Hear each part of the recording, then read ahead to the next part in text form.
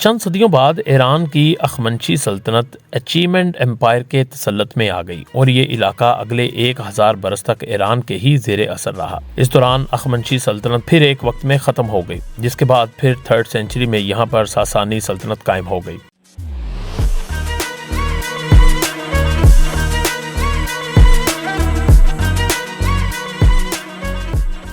कदीम तहरीरों के मुताबिक कुछ बलोच इन दोनों सल्तनतों में शामिल होते रहे, ताहम सासानियों के आखिरी दौर में यानी 6ठी सदी के आखिर और 7वीं सदी के आगाज पर इनके और ईरानी हुक्मरानों के दरमियान बहुत से इख्तलाफात पैदा हो गए और झगड़े होने लगे। ईरानियों ने इनके इलाकों पर हमले शुरू कर दिए और इन्हीं हमलों की वजह से बलोचों को अपने बसे बसाए सदियों पुराने घर और आबादियां छोड़ना पड़ी।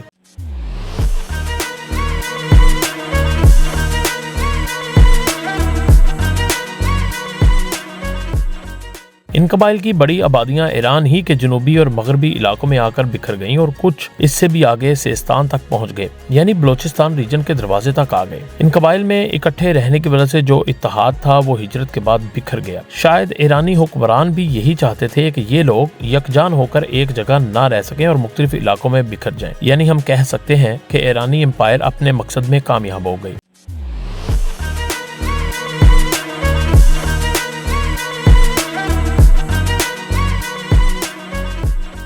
इसके बाद फिर ईरानी एम्पायर ने बलोचों को तंग नहीं किया, हालांकि वो उनकी सल्तनत में ही रह रहे थे, बल्कि ईरानियों ने ये किया कि दोबारा बलोचों की फौजी खिदमत हासिल करना शुरू कर दी।